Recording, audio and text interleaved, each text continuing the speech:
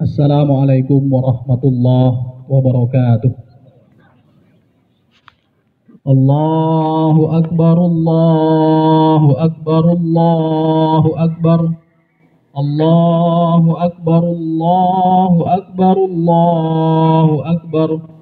Allahu akbar, Allahu akbar, Allahu akbar. Innal hamdalillah nahmaduhu wa nasta'inuhu wa nastaghfiruh wa na'udzu billahi min shururi anfusina wa min sayyiati a'malina. Man yahdihillahu fala mudilla lahu wa man yudlil fala hadiya lahu. Asyhadu an la ilaha illallah wa asyhadu anna Muhammadar Rasulullah. Allahumma shalli wa sallim ala nabiyyina Muhammad wa ala alihi wa sahbihi wa man tabi'a hudahu ila yaumil qiyamah, amma ba'd. Ma'asyiral muslimin rahimakumullah, usikum wa iyaya bitaqwallahi wa ta'atihi la'allakum turhamun. Wa qad qala Allah ta'ala fil Qur'anil Karim, ya ayyuhalladzina amanu taqullaha haqqa tuqatih wa la tamutunna illa wa antum muslimun.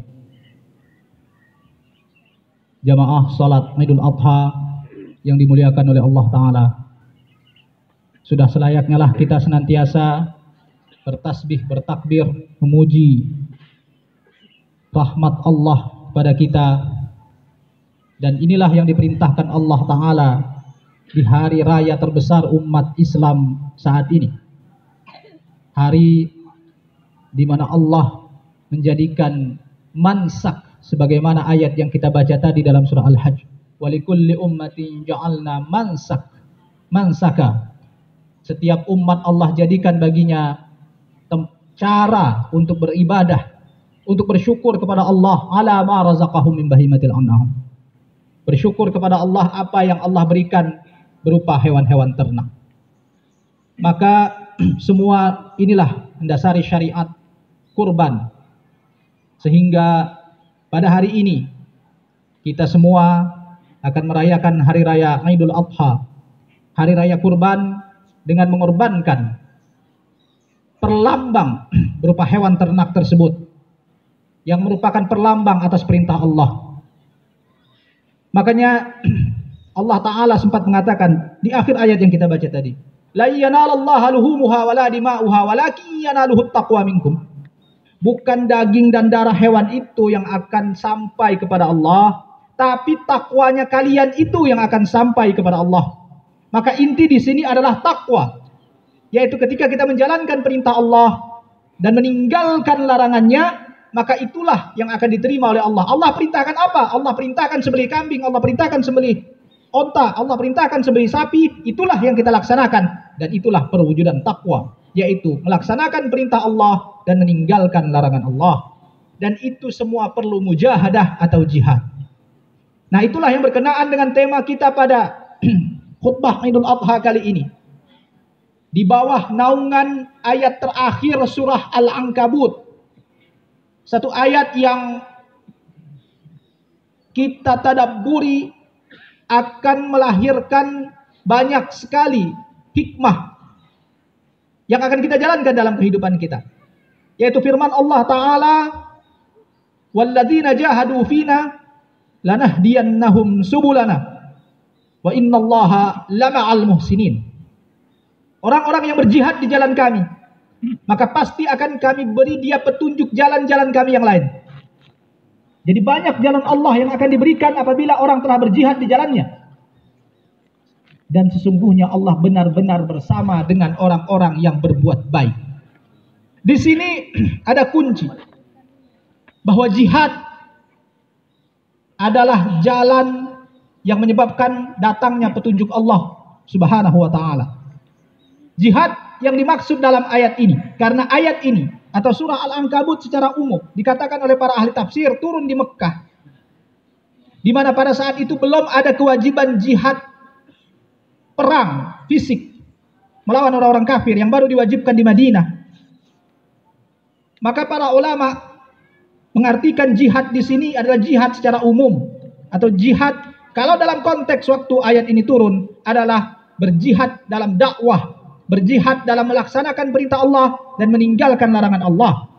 Periode Mekah adalah periode dakwah Rasulullah sallallahu alaihi wasallam. Maka dakwah itulah bagaimana caranya harus dimulai, nanti Allah akan kasih atau Allah akan berikan petunjuk-petunjuk yang lain. Kira-kira seperti itulah. Intinya Allah ingin berpesan, mulai saja dulu. Jangan terlalu banyak menghayal, jangan terlalu banyak menggerutu, menyalahkan keadaan, tapi mulai saja dulu apa yang kita bisa. Nanti kalau sudah dimulai, kita sudah mulai kegiatan kita, kegiatan dakwah kita yang paling kecil, maka setelah itu Allah akan bukakan jalan-jalan dakwah berikutnya. Kira-kira seperti itu kalau untuk dakwah. Maka jangan ragu para aktivis dakwah. Mulai saja apa yang kita bisa. Dengan syarat apa? Hina. Kata fina, bukan fina yang lagi viral, tapi fina yang ada dalam ayat ini artinya adalah di dalam kami. Jadi makna hatta itulah dalam Al-Quran. Hatta kata fina saja, fina yang ada dalam Al-Quran ini maksudnya, kalau kita dalami akan sangat dalam sekali maksudnya. Bisa tertulis satu kitab khusus untuk membahas fina dalam ayat ini.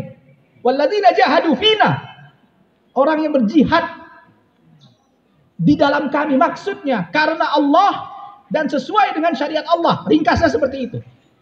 Jadi kalau orang sudah memulai kegiatannya karena mengharapkan ridha Allah, itulah dia mujahadah, itulah dia jihad yang dituntut oleh Allah. Maka insya Allah akan dibukakan semua jalan-jalan yang lain yang belum kita ketahui. Mentok pikiran kita, lakukan saja dulu mana yang mudah, mana yang kita bisa lakukan. Nanti Allah akan ilhamkan jalan-jalan berikutnya. Itulah pesan dan itulah yang dilakukan oleh Rasulullah sallallahu alaihi wasallam. Mendakwahkan orang-orang kafir Quraisy di Mekah. Bagaimana jalannya dengan luar biasanya tantangan dan lain sebagainya. Tapi Rasulullah lakukan saja. Maka Allah bukakan jalan-jalan berikutnya. Dibukakannya jalan hijrah ke Habasyah. Lalu datang orang-orang di Madinah. Tiba-tiba bersimpati kepada dakwahnya. Itu buahnya apa? Buah memulai. Sesuatu tidak akan bisa teraih kalau tidak dimulai. Maka dimulai saja dulu dengan syarat dimulai karena Allah. Maka inilah yang dilakukan oleh para pendahulu kita, para pendakwah, dan juga para mujahidin kita saat ini. Termasuk pula di dalamnya adalah jihad berperang di jalan Allah. Apalagi ketika jihad itu sudah menjadi fardu ain, sebagaimana yang dilakukan oleh saudara-saudara kita di Palestina saat ini. Perang ini masih berlangsung, dan kita pun akan terlibat dalam perang ini, sesuai dengan kemampuan kita. Dan yang paling utama dan pertama adalah wala atau dukungan kita kepada saudara-saudara kita yang saat ini sedang melaksanakan kewajiban fardu ainnya di tanah jihad di Gaza sana. Apa kita sudah bosan? Apa kita masih menunggu pertolongan Allah? Ala inna nasrallahi qarib. Sesungguhnya pertolongan Allah itu dekat. Maka kita tidak merasa apa yang mereka rasakan, tapi kita lihatlah bagaimana keteguhan mereka. Buah dari apakah itu? Buah dari tarbiyah bertahun-tahun. Palestina itu, lihatlah bagaimana sejarah. Dari mulai awal mereka diduduki. Sejak tahun 1917. Ketika Jenderal Allenby masuk ke Al-Quds. Dan menginjak-injak makam Salahuddin Al-Ayyubi. Lalu kemudian dimulai dengan perjuangan-perjuangan orang-orang yang tak kenal lelah. Meski mereka juga tak tahu hasilnya apa. Dimulai dari perjuangan Syekh Izzuddin Al-Qassam. Tahu bagaimana sejarahnya? Bagaimana akhirnya? Apakah kita ingin mengatakan kalau orang yang tahu sejarah dan kronologi bagaimana perjuangan beliau, mungkin sebagian orang akan pesimis. Itu buktinya kalah. Karena beliau syahid bersama seluruh pengikut-pengikutnya. Tapi Allah tidak pernah kalah. Dan Allah dan para mujahidin yang berjihad di jalan Allah memang tidak akan pernah kalah. Allah bukakan jalan-jalan berikutnya. Tepat di hari kematian, di hari kesyahidan Syekh Izzuddin Al-Qassam, maka lahirlah seorang yang akan mewujudkan cita-cita Al-Qassam berikutnya. Pada tahun 1935, Al-Qassam syahid dan lahirlah Ahmad Yasin. Yang kemudian melanjutkan perjuangan ini. Semua sudah mentok, hampir sama seperti sekarang ini. Tak ada lagi dukungan buat mereka. Hanya Allah lah tempat mereka kembali. Tak ada lagi jalan. Sudah begitu. Sang pendakwah ini juga menderita sakit-sakitan dan akhirnya lumpuh. Tapi karena jahadu fina, maka Allah bukakan jalan-jalan berikutnya. Maka dari itu, hadirin jamaah yang dimuliakan oleh Allah, saat ini kita tetap harus mentahbiskan diri kita ikut dalam peperangan ini dengan cara yang kita bisa. Mulai dari dengan cara mendukung, menyebarkan informasi. Dan juga tak kalah pentingnya adalah jihad ekonomi, salah satunya adalah boikot tersebut. Dengan cara-cara yang tentunya elegan dan bisa kita pertanggungjawabkan. Maka semua ini adalah bagian dari jahadu fina. Dan ingat potongan akhir ayat tersebut. Wa innallaha lama'al muhsinin. Sesungguhnya Allah bersama, benar-benar bersama. Lamu taukid di situ. Berarti benar-benar bersama. Banyak ayat lainnya di mana Allah hanya mengatakan innallaha ma'as sabirin. Tapi di ayat ini pasti ada maksud dari Allah Ta'ala. Kenapa harus ditambah lam taukid di situ? Pasti ada maksudnya. Dan itu yang dikaji oleh para mufassirin dan para mutadabbirin. Innallaha lama'al muhsinin. Kenapa harus ditambah lam taukid lagi di situ? Sesungguhnya Allah benar-benar bersama dengan orang-orang yang berbuat baik. Perbuatan baik apapun adalah pemicu atau boleh dikatakan sebagai awal, langkah awal. Jadi kalau kita mentok dalam hal apapun, entah itu dalam usaha, dalam keluarga, dalam dakwah, maka biasakan melakukan satu perbuatan baik saja, yang ringan-ringan saja, tapi rutin. Nah dari situ Allah akan berikan jalan-jalan berikutnya.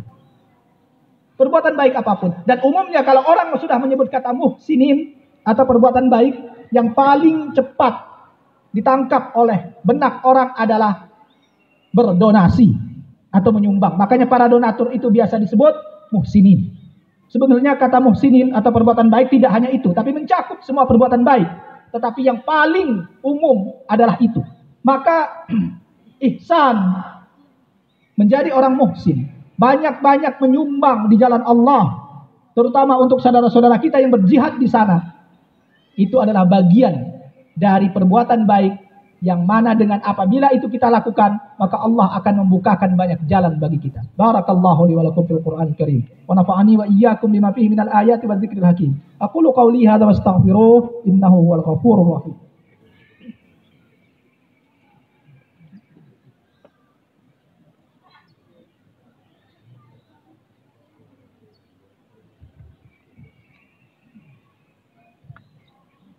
Allahu Akbar, Allahu Akbar, Allahu Akbar.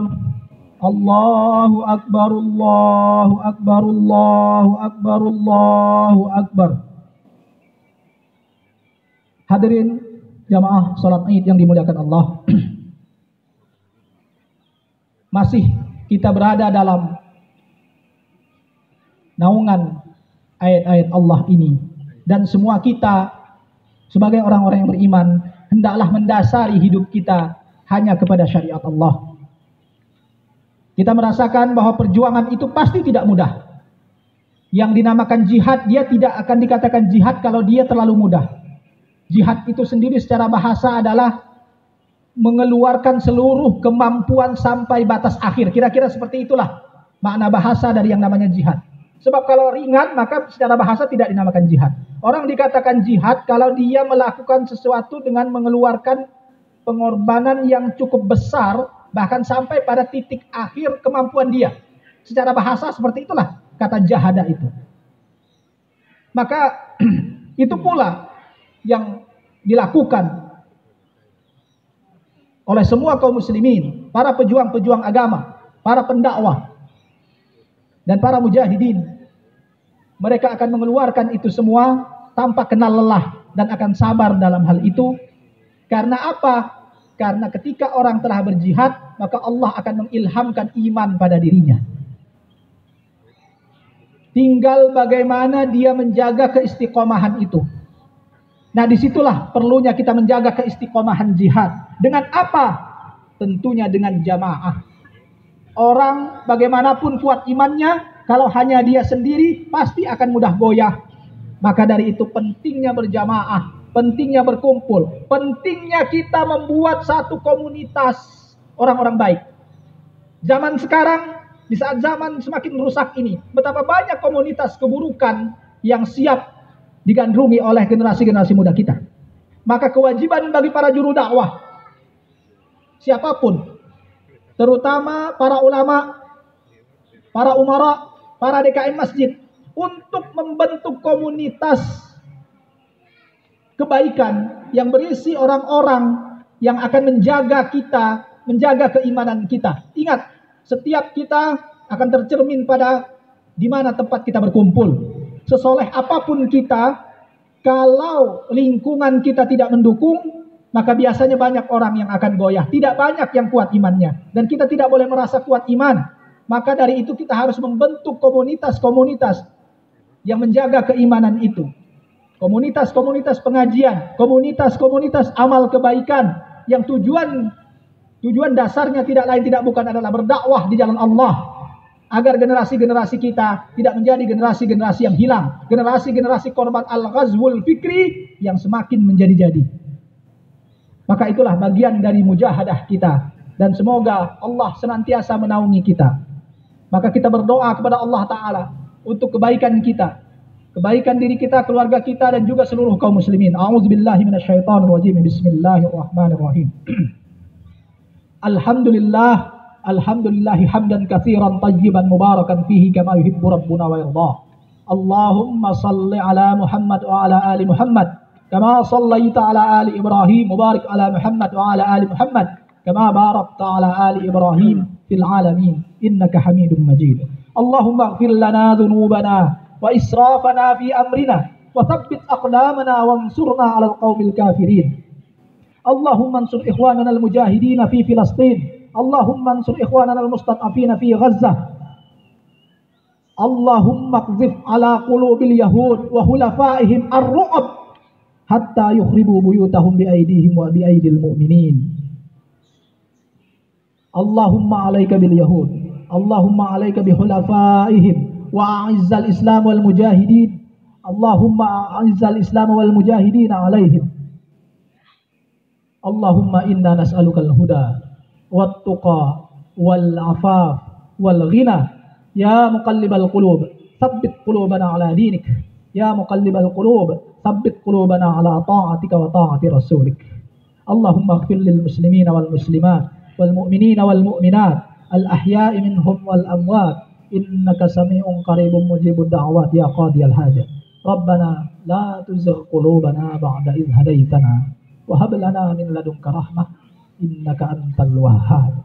Rabbana atina fid dunya hasanah wa fil akhirati hasanah wa qina adzabannar. Wassalamu alaikum warahmatullahi wabarakatuh.